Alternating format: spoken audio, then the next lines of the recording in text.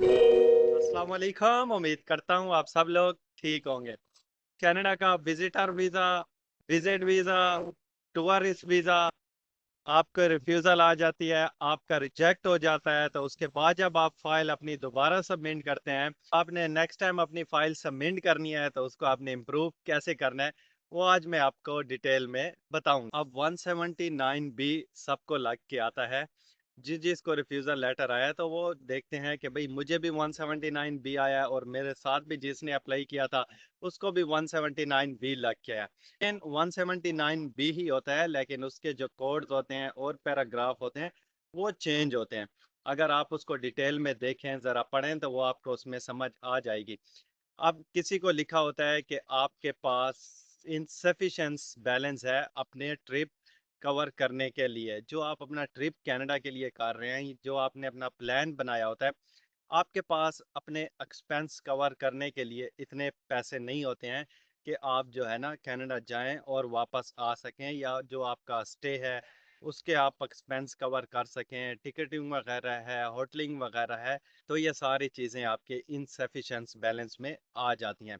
अब अक्सर क्या होता है, जो आपके अकाउंट में पैसे होते हैं वो किसी रिश्तेदार वगैरह से या कज़न दोस्त किसी से भी वो लेके अपने अकाउंट में वो ट्रांसफ़र करवा देते हैं। अगर ट्रांसफ़र नहीं तो वो कैश डिपॉजिट करवा देते हैं।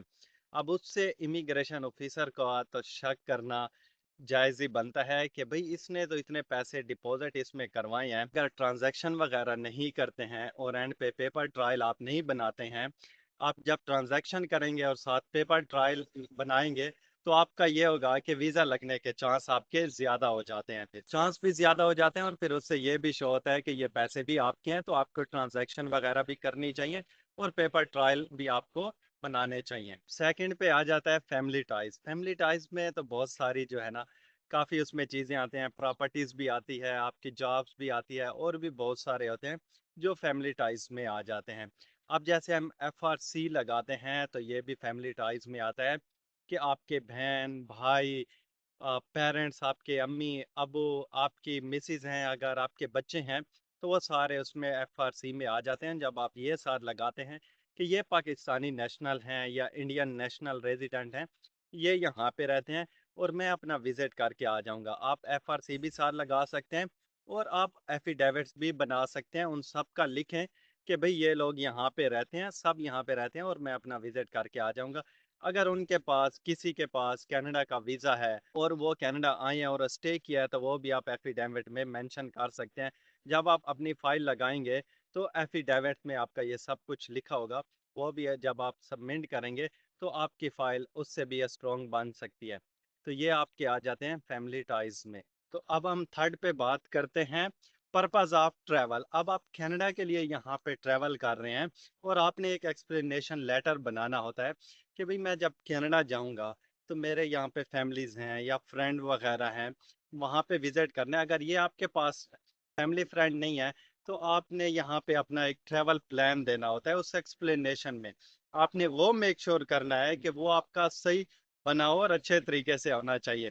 फॉर एग्जाम्पल, अगर आपने नेगरा फॉल जाना है, मॉन्ट्रियल जाना है, आपने टोरंटो जाना है, आपने 15 दिन स्टे करना है, 20 दिन यहाँ पे स्टे करना है, तो वो आपने एक्सप्लेनेशन लेटर में ये सब कुछ मेंशन करना होता है। तो उसमें लिखना होता है कि इस डेट को मैं कनाडा में रहवा लूंगा, इस डेट को मैंने नायग्रा फॉल जाना है, इस डेट को टोरंटो जाना है, इस डेट को मैंने फ्रेंड से मिलना है। तो वो आप सारा उसमें एक्सप्लेनेशन में मेंशन करेंगे।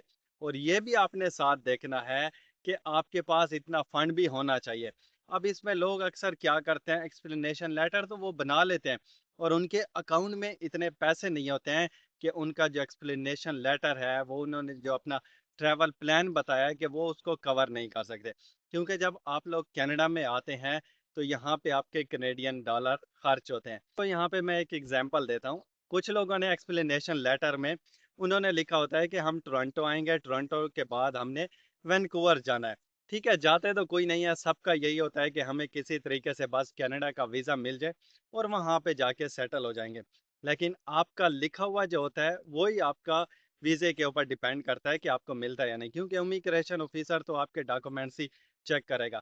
अब अगर आप टोरंटो का लिखते हैं, टोरंटो टू आप वैंकूवर का लिखते हैं कि हमने वहाँ पे जाना है, अब जब आप टोरंटो से वैंकूवर जाते हैं तो आप वो भी एक्सपेंस देखें कि आपके कितने पैसे लगते हैं। बाय एयर इस टाइम टिकट काफ़ी एक्सपेंसिव है, 300-400 की डॉलर की है। फिर वहाँ पे होट आपकी अकामोडेशन हो गया, ट्रांसपोर्ट अकामोडेशन, ये सारी चीज़ें आपको देख के करनी है एक्सप्लेनेशन लेटर में। एक्सप्लेनेशन लेटर वो बनाएं जो आपका अकाउंट बैलेंस उसको कवर कर सके।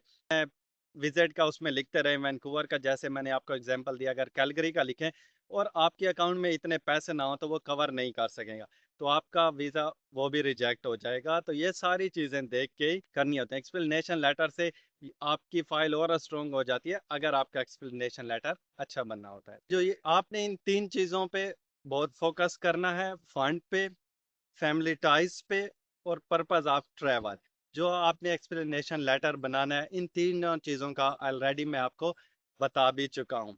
तो इन तीनों चीज़ों पे जब आप फोकस करेंगे, आपकी सही प्रॉपर फाइल तैयार होगी, तो आपके 100% चांस होंगे वीज़ा मिलने के लिए।